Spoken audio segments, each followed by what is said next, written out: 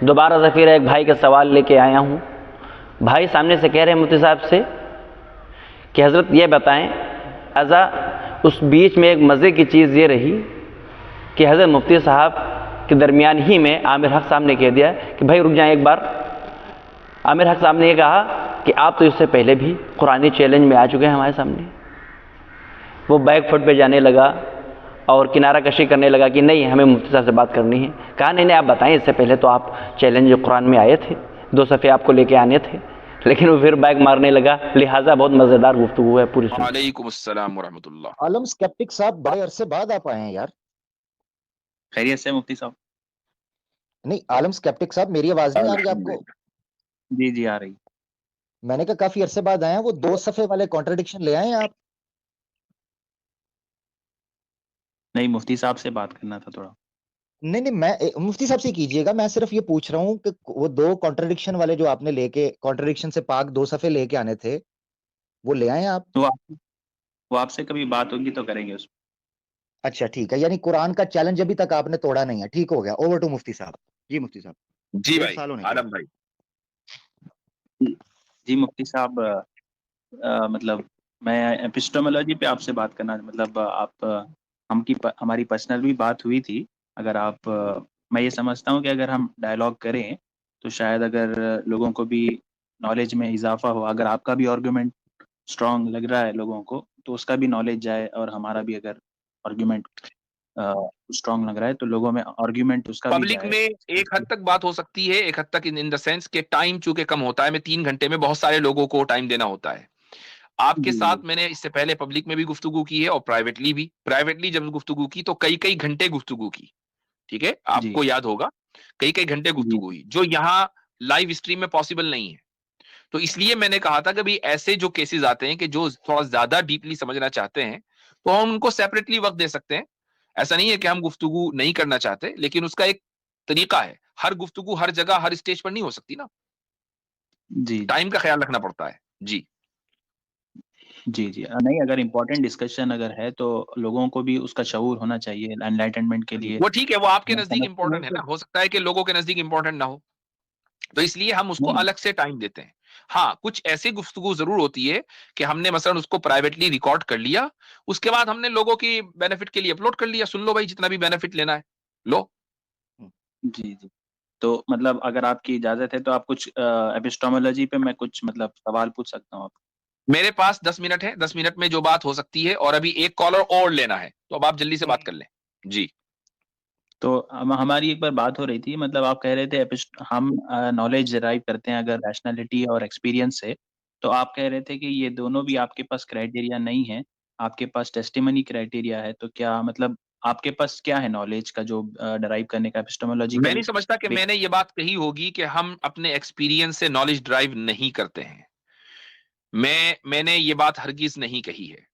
हम अपने नहीं एक्सपीरियंस, वो। चूंकि एक्सपीरियंस डिपेंड करता है हमारे ऑब्जर्वेशन पर, ऑब्जर्वेशन का ताल्लुक हमारे सेंसेस से है। हमारी किताबों में जहां लिखा हुआ है कि असबाबुल इल्मी सलासतुन, तो सबसे पहली बात अल हवासुल खम्स आती है, यानी 5 सेंसेस, 5 सेंसेस के जो हम्म, सोर्सेज ऑफ नॉलेज हैं वो 3 है। उनमें जो सबसे पहला सोर्स ऑफ नॉलेज है वो क्या है? वो हमारे सेंसेस हैं, और सेंसेस की बुनियाद पर ही आपका एक्सपीरियंस होता है। तो हम तो एक्सपीरियंस से अपनी नॉलेज ड्राइव करते हैं, लेकिन टेस्टिमनी भी सोर्स ऑफ नॉलेज है, ये मैं कह रहा था। तो अगर ये तीनों में अगर कॉन्ट्रडिक्शन हो जाए, आपने मतलब वो कौन से 3 क्राइटेरिया हैं मुफ्ती साहब, जरा आप बता सकते हैं आपके नजदीक? सबसे पहला है, जी हाँ, सबसे पहला है अल हवासुल खम्स यानी 5 सेंसेस। दूसरा है अल अक्ल, और जिसको हम माइंड कह सकते हैं, रीजनिंग कह सकते हैं। और तीसरा है अल खबरुस सादिक, ठीक है, अल जी खबरुस सादिक यानी ट्रू स्टेटमेंट। जो नंबर 1, उसकी 2 किस्में हैं। नंबर 1 मुतवातिर, कि वो इतने लोग आपको खबर दे रहे हो कि जिनका झूठ के ऊपर आमतौर से इत्तेफाक मुमकिन ना हो, आमतौर से। नंबर 2 खबरुर रसूल, यानी वो रसूल के जो जिंदगी में जिसने कभी झूठ ना बोला हो उसकी खबर। ये है 2 किस्में खबरे खबरे सादिक की। जी अब बोले। तो ये 3 आपके पास जो क्राइटेरिया है, जो थर्ड क्राइटेरिया या टेस्टिमनी है, तो हाँ, वो टेस्टिमनी मैं कह रहा हूँ कि टेस्टिमनी रीजनिंग एंड परसेप्शन से अलग कैसे है? टेस्टिमनी भी तो it's coming like through going through the gates of perception and reasoning. क्योंकि अब टेस्टिमनी में ये होता है कि हम सुन रहे हैं किसी से, मतलब मुतवातिर खबर भी तो सुनी जा रही है ना, तो वो भी तो ठीक है, परसेप्शन से गुजर जा रही है। तो आप तो वो उस पर परसेप्शन से अल्लाह कैसे एक हुआ? मिनट रुक जाइए, मैं यही आपको रोकता हूं। आप उस खबर पर इसलिए यकीन रख रहे हैं चूंकि आप सुन रहे हैं, या इसलिए यकीन रख रहे हैं कि वो मुतवातिर है? नहीं, मुतवातिर होना भी तो परसेप्शन के दायरे में आएगा बात ना खत्म हो गई। मुफ्ती। नहीं नहीं नहीं नहीं नहीं नहीं, आप परसेप्शन को यहां एज एन एड इस्तेमाल कर रहे हैं, एक मुआविन के तौर पर इस्तेमाल कर रहे हैं। जाहिर है कि जब आप, एक आदमी के पास सेंसेस ही नहीं है, ना आंख काम कर रही, ना नाक काम कर रही, ना कान काम कर रहे हैं, तो उसको पता ही नहीं चलेगा कि मुतवातिर क्या चीज है और खबर वाहिद क्या चीज है। ऑब्वियस सी बात है। लेकिन अगर आप मुतवातिर पर इसलिए यकीन रख रहे हैं, आपने मुतवातिर खबर सुनी, तो क्या आप इसलिए यकीन रख रहे हैं कि आपने सुना, या इसलिए यकीन रख रहे हैं कि वो मुतवातिर है? ऑब्वियसली बात है कि वो मुतवातिर है। तो आपने सेंस को एज एन एड यूज किया, एज ए सोर्स यूज नहीं किया। दोनों में फर्क है। तो sense as an aid for what? जवाब दे चुका एज मैं, ए टू? अब आगे बढ़िए। जिसको समझना नहीं होगा तो समझ लेगा। नहीं मुफ्ती साहब, तो टेस्टिमनी भी तो as a source, as a यही हुआ ना, मतलब जो आप कह रहे हैं कि आपने एज एक ए। आदमी को, एक मिनट, आपने एक आदमी को टेस्टिमनी देते हुए देखा, और आदमी बिल्कुल सच्चा पक्का खरा है, ठीक है? तो आपने देखा, इसलिए आप यकीन रख रहे हैं, या वो टेस्टिमनी दे रहा है इसलिए आप उसकी टेस्टिमनी मान रहे हैं? तो आपने अपने देखने को एज एन एड यूज किया। अब मैं आपको एक दूसरी मिसाल देता हूं। आपने एक बंदर को दीवार पर देखा और ये यकीन कर लिया कि बंदर मौजूद है, किसी ने आपको बताया नहीं, कोई रीजनिंग नहीं, कुछ नहीं है, बंदर को आपने दीवार पर देखा और मान लिया कि बंदर मौजूद है। तो आपने उस बंदर को इसलिए माना उस वहां पर मौजूद, चूंकि आप खुद अपनी आंखों से देख रहे हैं, तो ये सोर्स अब आपका देखना है। समझ में आ गया? तो अब यहां आप अपने देखने को न सिर्फ ये कि एज एन एड यूज कर रहे हैं, बस rather as a source use कर रहे हैं। तो ये इस फर्क को आपको समझना पड़ेगा। तो बहुत शुक्रिया टेस्टिमनी आलम भी भाई, जो इजाजत देते हैं आपसे। जी, टाइम हो गया ना भाई, टाइम हो गया, आखिरी कॉलर लेना मुफ्ती साहब ने, ठीक है भाई? ओके, अगर अच्छा, मुफ्ती और मैं ठीक है साहब लास्ट मुफ्ती पॉइंट साहब। आपको बता दूं, कि वैसे हमारी तफसील से गुफ्तगू हो सकती है, यू हैव माई नंबर, बाज मरतबा वक्त भी नहीं होता है। लेकिन आपने एक बात कही कि अगर कोई कॉन्ट्रडिक्शन हो जाए, ठीक है, जी अगर कॉन्ट्रडिक्शन हो जाए तो हम क्या करेंगे?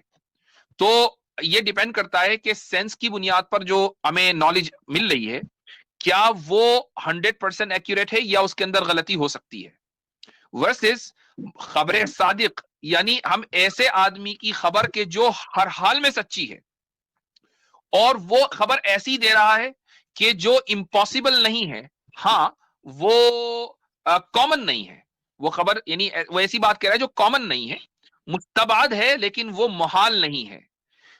तो क्या हम, अगर इन दोनों में कोई कॉन्ट्रडिक्शन हो, तो अब हम किस चीज को मानेंगे?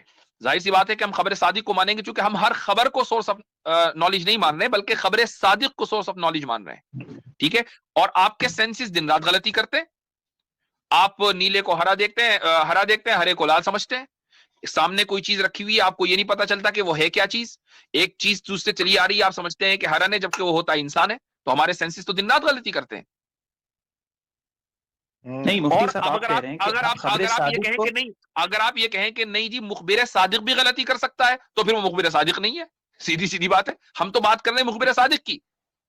नहीं, अगर सादिक आप पहले से अज्यूम कर, हम तो ट्रूथ को जानने के लिए क्राइटेरिया बना रहे हैं कि सोर्स ऑफ नॉलेज क्या है। तो अगर पहले हाँ, से तो आप अब किसी, प्रेजम्पशन कर तो रहे हैं।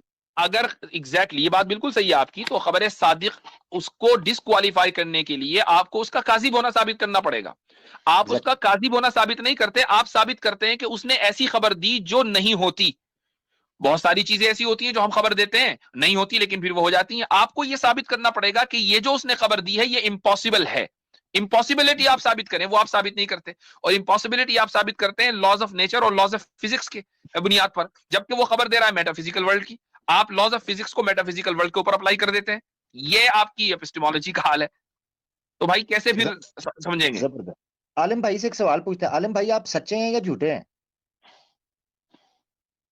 ये पहले पहले आपने मेरी बात ही सुननी पड़ेगी ना, मतलब मैं क्लेम क्या कर रहा हूँ नहीं उसको नहीं नहीं, आपको वेरीफाई करना मैं पड़ेगा। क्लेम, नहीं नहीं, देखिए मेरी बात सुने। ये बड़ा सिंपल सिंपल एक आम सादा जुबान के अंदर बात होती है। आप सच्चे हैं या झूठे हैं, यानी आप अपनी आम जिंदगी के अंदर सच बोलते हैं या झूठ बोलते हैं?